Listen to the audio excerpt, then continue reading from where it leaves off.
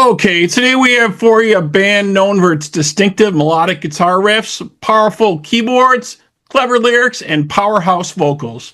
Second Hand Mojo is a blues rock band out of Canton, Michigan, consisting of Vern Springer on guitar and vocals, Chuck Riepenhoff on vocals and lead, Brokaw on percussion, Marq Speck on keys, and James Hampton on bass and vocals. Here to chat with us about the band's latest release, whatever you've got in mind. Let's welcome Vern Springer. Vern, how are you, man? Good. Thanks for having me. It's good to see you again. Yeah, it's been a little while since we chatted, definitely. So tell us about the latest single you guys got out now, whatever you got in mind. So this one came about from a riff I'd had for, a bunch of years that I kind of set aside and not done anything with. And one day we're getting ready for rehearsal to start up, and I started playing it, and Scott joined in, and then as the fellas came along, they joined in as well, and then it came together pretty quickly. Right, the whatever you got in mind, I had that in my head as well, and then Chuck put the lyrics and the melody to it, and then it just it's a Mojo tune. It's pretty organic the way it comes about. A lot of our stuff comes that way because we tend to jam a little bit before we get started. Yeah, I was reading it's usually like a collaboration for you guys. Somebody has a riff or some ideas, and you kind of just flesh it out a little bit during your rehearsals usually, right? Yep. There's sometimes they come full, right? You bring them to the band and whatnot. And it comes from all of us because we all write. But like the first EP we did, that was stuff that I had written before, and the guys come in, we put our spin on it and did that. And then these ones here for this set of recordings have all pretty much come in this fashion, right? Where we had start with something and just kind of work from there. In the beginnings of rehearsal or at the end of rehearsal, it kind of hits you whenever it hits you. So it's nice to play with a bunch of guys that can just pick up and go and try and take it somewhere. Yeah, and jamming out live music, as we're seeing now, that's become more and more of a debate lately, and it's brought back in the spotlight recently, right? Back in the day, we had the lip singing thing with Milli Vanilli. They got their stuff taken away because that was a no-no back then. But now it seems it's almost like an accepted practice in certain circles, obviously in pop. And in rock, the backing tracks seem to be crazy with some of these bands as well. So I just don't know where we're going with that with live music. You know what I mean? Yeah, the beauty for us is that we play it live, right? We sing it live. All five of us can actually sing, right? And so part of the fun of this band is if you notice on a lot of our stuff, we have big harmonies, right? Now this one has a little bit of layering and things like that in the live version, or I'm sorry, in the studio version, but live it's big harmonies, the whole 9 yards. We like that kind of sound, always have. And as far as backing tracks, the only song we have any kind of backing track of any kind on is actually in the intro to Sister Surrender, and it's just it's a '68 Camaro, actually. So that's an effect. That's more of an effect. That's not like a track. That's not like you're hearing bass lines and somebody standing there not playing the bass, aka Nikki Sixx, some Motley Crue or something like that. Or like we saw today, there were some pictures. I don't even know who the singer was, holding his microphone backwards. Right, and singing, and people are they okay with that? I mean, I'm not okay with that personally. We've seen the ticket prices for things grow like crazy, and I'm one of those people that I want to hear the live music. If you're going to make some mistakes and some whatever, that's fine. But I'm paying to see live music. I mean, if I want to hear the recordings, I can stay at home. Well, I think so too, and me personally. It's that tightrope act that I kind of like to see, and I like the energy that it gives to us too. That way, that look, it's not a perfect science by any means, and it could fall on its face, or it could be something just awesome, and that not knowing is part of the fun. Right? Because sometimes you can ad lib a little bit, right, while you're doing it live, and maybe the solo isn't exactly the same, but maybe you add a little something in to make it spice it up a little bit more.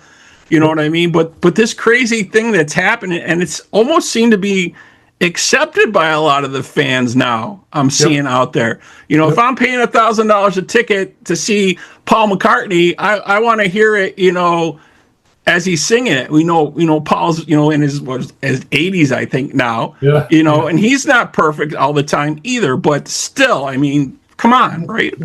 Warts and all is what makes it, what it is, right? It's rock and roll. I don't know that it's supposed to be perfect, right? Now that's what they say, right? It's not supposed, exactly. Well, and we're well rehearsed and whatnot. And we put a tight show together, and actually, that's one of the comments that we hear all the time. Especially when you play with other musicians or whatnot, they're like, you guys are really tight. And that makes a big difference to us on how we feel about it. If it's smooth, at least, then you can work over a bad note here, a bad note there, even a section that gets a little followed, right? If you're listening to each other and paying attention, you can recover it, and the only people that really know are us. But I do like, personally, when I go to see a band, I the guy who did it the most, that would be in maybe that pop category, I liked the things that Sting did with his stuff. Right. I saw him live 7 times, and I don't think I saw him play the song the same way any one of those times. It's fun to explore that, especially this batch of songs, because of we had a bit of an odd year last year, and so because of personal stuff, it just so it made it kind of difficult to do some things we want to do. We played all our shows and all that, but we didn't really have a lot of energy, or at least I didn't, especially energy that I could devote to writing and doing some of those exploration stuff that we would normally would like to do. So this is, like I say, it's a very tight sound. It's a very tight set, and it's fun to see where it goes, right? And when the crowd's going too, that's a whole other thing. Especially when you play to audiences that are familiar with it. There are a few venues that we go to where it's the kind of the same familiar faces or whatnot. They know the songs, they know what to expect, and it's fun to have that back and forth with them. Right. Yeah. Having that live energy from the crowd, and then the band, it just kind of feeds off each other doing that.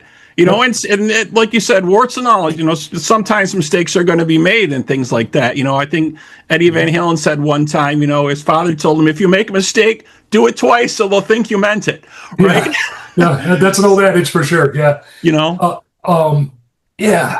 For us, like I say, it's kind of a thing. We're pretty set in the arrangements and whatnot, not for any other reason than that's the way we learn them and play them. But it's fun sometimes. Like the intros to the songs are typically different, because there's little segues in a lot of the songs, whether it's myself noodling on guitar or Q, the piano thing going to like All About You or something like that. It leads you there. That's kind of the fun part for me in the show, some of that stuff. The solos, I usually go into when we record without any preconceived notion, right? And I work them out as we're there, which is nice, because then it seems a little more spontaneous. I think that energy and that fear, right, carries over on that too. Right. And when we play them live, sometimes it's fun to do something a little different here, just to entertain yourself, because you've been playing these songs for a long time. Right. Yeah, so that makes a difference too. And our catalog is big enough now of our just originals that we can do stuff like that. Yeah. You guys have quite a few tracks out there. Is there any musicians or performers, would you say, maybe either past or even current, maybe, that have influenced you or maybe influenced your sound? Yeah. Ours, if you listen to anything we do, you can kind of hear it. You can kind of pick them out for sure, right, as a band. But me personally, I'm a big Stones guy, right, for the guitars. I'm a big Keith Richards guy. I'm a Pink Floyd guy. I love David Gilmour's phrasing, because nobody phrases like him. Right. It's not terribly complicated. It's mostly pentatonic stuff, but nobody phrases like that guy. I like all the Southern rock stuff. I mean, every single bit. I eat that up with a spoon. And then I'm a blues guy, right? So those are kind of my personal influences. As far as more popular stuff we do or whatnot, Beatles, ELO, right? Anything good, like Humble Pie. I really like Humble Pie because I like the rhythmic stuff. Right. And the guys all have different influences. Scott's a dyed-in-the-wool 80s hair metal guy, right? Yeah. Q is a prog rock guy, right? He's a big, ELP and, stuff like that. And then I think out of all of us, right, Chuck is probably the most current musically, right? I don't listen to the radio an awful lot, right? Right. There's not a lot I want to hear on there right this minute. That doesn't mean that my kids don't bring me something, or I don't hear something in a store or whatnot. I go, oh, well, I'm going to look into this. And then James is a jazz guy. He's just a phenomenal, well thought out player. He's one of the more melodic bass players I've played with. Yeah. Another thing I wanted to kind of get your take on is another thing that's been raising its head a lot, and obviously, going all over the place from music to video to art to everything is AI, right? But we've starting to see more AI. I don't know if you want to call it music or if you want to call it, backing tracks or influence. I mean, I've seen some crazy stuff lately. I've seen, artists have, an AI track dropped in their profile on Spotify that they didn't do anything with, that they didn't create. Yeah. I've seen that happen. And then I think a couple months ago, they even started, advertising a so-called AI artist, like, and showing pictures of this so-called person, like going through the city, having coffee, like saying this was like a real person. This is just getting a little bit creepy and crazy for me to see this. What's your take on that? Well, anybody who's seen the Terminator movies know that it's not good. So right. That's what Ron Keel was saying to me the other day. He's like, the Terminator's gonna raise its head here one day. It looks like. I was at a conference a while ago for Oracle, and they were talking about this self-healing autonomous database. And I'm in there with a bunch of geeks, and they've got their heads down, they're typing away and whatnot. And then I heard him say, and I'm looking around, and I'm the only head that's up. I'm like, did nobody hear you just said Skynet? So, right. Yeah. As far as the art stuff, I think it's terrible. So here's the thing: so many things have happened to musicians and artists, period, lately, financially, that it's impossible to make a living in this business. It just is, right? And now this is just another thing, right? So the issue is they kind of this is going to sound like the old band on the get off my lawn, but they've been doing this for a while. They've been leading to this for a while with the manufactured boy bands and pop princesses and 50 producers and 6 lyricists that have 5 words in a song and all this just ready-made sampling, all that kind of fun stuff. And really, this is where it was headed.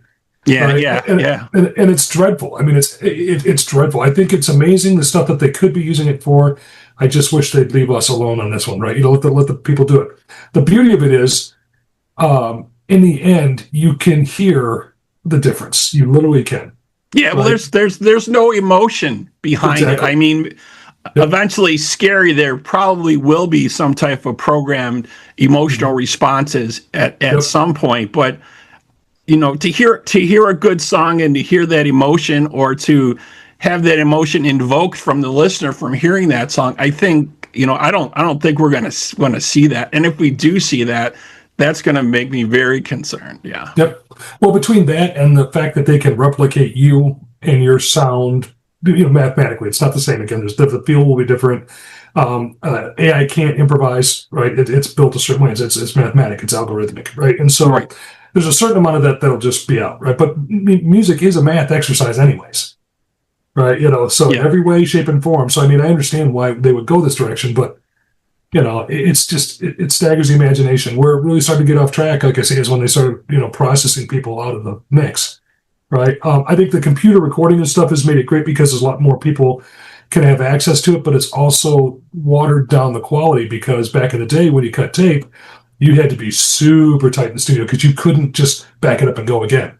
Right. Time was money, and that tape. Yeah, if you had to redo something, or if they had to cut it and edit it with your takes. Yep. And so nowadays, even in the stuff that we do, it is you have to really watch to make sure that you're not editing that way, right? You don't want to change the sound, you don't want to change the rhythms or whatnot. Is there some alignment stuff that goes on in everybody's stuff? Yeah, absolutely, right. Otherwise it wouldn't sound right. And some of that is an artifact of the computer, but the other part too is that bands like us can afford to record without label backing and stuff, and right now there is just none of that anyways, right? Yeah.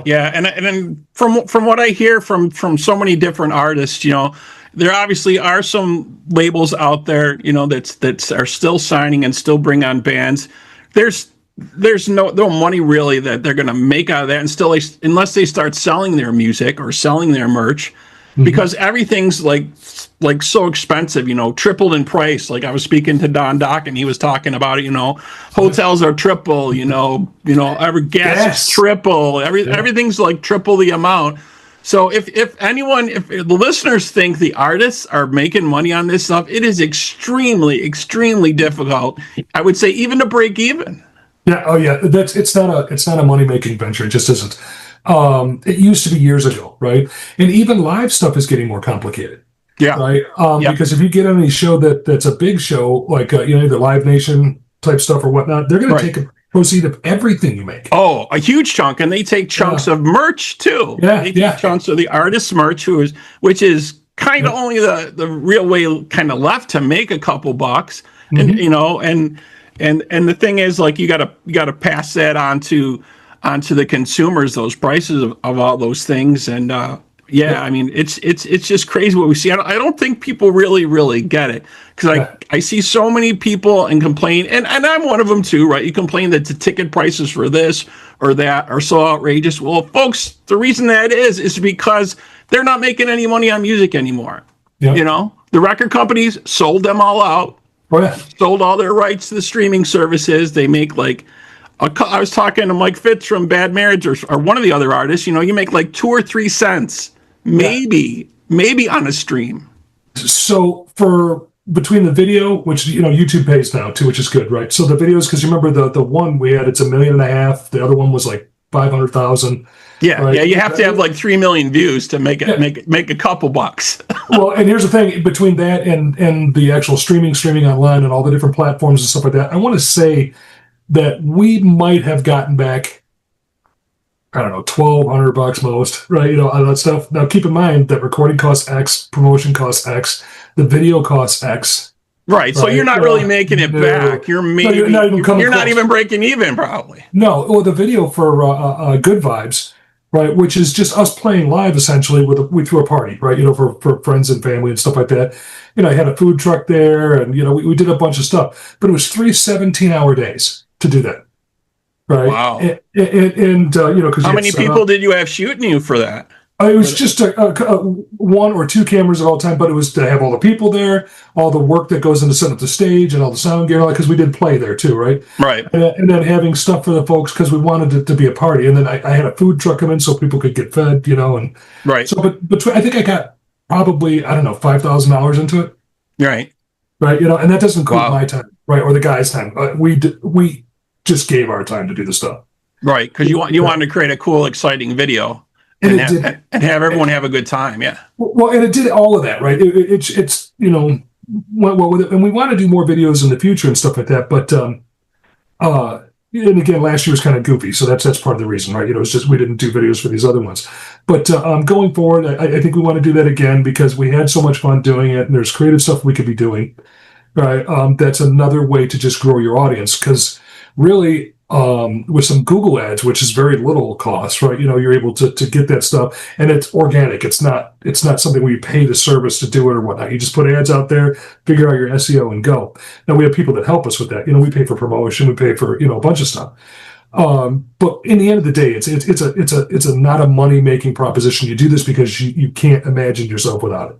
Right. And I know so many bands are struggling with this like crazy, and just trying to get money together for, like you're saying, for PR and advertising, just to kind of make it to that slot, because you have to worry about that, and then you have to worry about getting streams or getting on playlists. I mean, that's the only way you're gonna get your music out there, or if you send it to, get it on different stations and things like that. Like I'm on Rock Rage Radio now, so we play, all the different. Congratulations, by the way. I appreciate you. Thank you so much. So we play all kinds of artists on there, but it's so difficult, but advertising is really seems to be the only way to get your stuff in front of other eyes. And it's fairly inexpensive, but it's knowing how it's done. Now we're fortunate, Gina, right? So Gina handles that stuff for us. It really takes a village to make the Mojos go. Right. I mean, in all honesty, it's true, right? So, there's somebody there for my adult supervision. There's, that might be the title of the next album. It takes a village, maybe there. It takes a village to raise the Mojos. That's right. But we have a gal who does art for us and stuff, and she's done video. We have other people that have done video for us and help with other promotion. The people who do the work at the recording studio and whatnot. I mean, it's enormous the amount of time that it takes to do this stuff, or manage the social media stuff, or the websites, and all that kind of fun stuff. It's several full-time jobs, if you're going to try and make that. Now, having said that, the benefits are there too. We've gotten bigger shows because of all this stuff, and bigger deals and all that kind of fun stuff. So it's a grind, man. It's old school, right? It is what it is. I went and saw Blackberry Smoke recently. Yeah, I really like them. Yeah, A huge fan, and Michigan was one of the first places that really took to them, right? And so they consider it kind of their home away from home. They played the Machine Shop over and over and over again. So, but went and saw them at a place up in Saginaw, the Temple Theater, which if you ever get a chance, it's a great venue, right? But they're still the same guys, still doing the same thing, grinding it out. Now they've had some success. They've got CMA awards and a bunch of other stuff, and they've been touring nonstop. Right. But those guys aren't killing it dollar wise either. Right. It's just one of those things. The Allman Betts Band, another one of my favorites. Right. They've got money from when the Allman Brothers were around. The kids do a little bit and their parents left it to them. But, they've got a ton of good songs and they do a lot of stuff with other folks. But they're road warriors too, because that's the only way that you can build up a consistent dollar value. Right? Yeah, I just hope with all this crazy stuff going on with AI being the easy way and the price of things, I just don't want to see live, real, what I would say real music, be a thing of the past at some point. I hope it's not. I'm here in Detroit where ELO got busted for their fake show. Yeah. And, so, I love ELO. I love them, definitely. Yeah. Well, you can outgrow your sound too, and then you're screwed, right? One of the things that we're fortunate, we want to play it live. We want it to sound like us live and all that fun stuff. And again, there's some layering and some stuff like that, but there's no crazy studio tricks or any of that stuff here too, right? Because it just doesn't make sense. Yeah, I think maybe they should just put that in like fine print on there. Like you may hear backing tracks during these performances, or you could put it in there in small print, I guess, right? And and everybody should be happy, right? I don't know. We should maybe start writing about ex-girlfriends and stuff like that. There you go. And using a lot of artists write about ex-boyfriends, so why not, right? Which she netted 1.2 billion last year or something. Right. But people like it when you're trashing the guy. When you're trashing the girl, not so much. Yeah, we'll find out quickly whether that's good or bad. Right, exactly. So you got other songs in the works, other stuff you're working on at this point, or where's things with Second Hand Mojo? We do. We have, after this one, there's 3 more that we're going to release. So I don't know if we're going to release them individually or release them as a group. And then really what we want to do also, because people have been asking for vinyl, people, stuff like that is starting to make, because vinyl's really starting to be a thing at shows. I kind of want to take the first EP and the second EP and put them together and with the one we released in the middle of the pandemic and go, this is like we'll call it Volume 1, Mojo Volume 1 or something like that. Right, some type of bundle, yeah. Yeah, so I think that'd be fun. And I'm writing right now. We're done for this year, but our next show is January 9th, right? So it's not that far out. But I'm writing right now. I know the other guys are writing and waiting on that. And then we're going to get together, hash a bunch of these out, and then we're going to test them live like we always do, right? And then the ones that feel good and do well, right, will be the ones that make the cut. We'll add more here and there between now and when we actually do the next recording. But I think the plan is to do another recording again too and be able to promote it during the summer and whatnot, so. Excellent. That sounds great. Definitely. Yeah. And so if folks out there want more information, you want to check out their music or see what's coming up for show dates, it's secondhandmojo.com, I believe, the site, correct? Yep, absolutely. And then, we're on every streaming platform. We're on every social media you can get to. So, we'll just look at one of those. We'll be there. All right, cool. Or Google Second Hand Mojo and it all comes up, on Google. Definitely. All right, Vern, definitely always a pleasure to speak with you, man. You too, buddy. It's good to see you, and congratulations on the Rock Rage Radio. That's fantastic. I appreciate you. All right. So that wraps up this episode of Talking About Rock. Thanks to my guest today, Vern Springer from Second Hand Mojo. And to our listeners, we hope you're doing your part by keeping the torch alive and supporting live music wherever you are. Vern, again, thanks, man. You betcha. Thanks, buddy.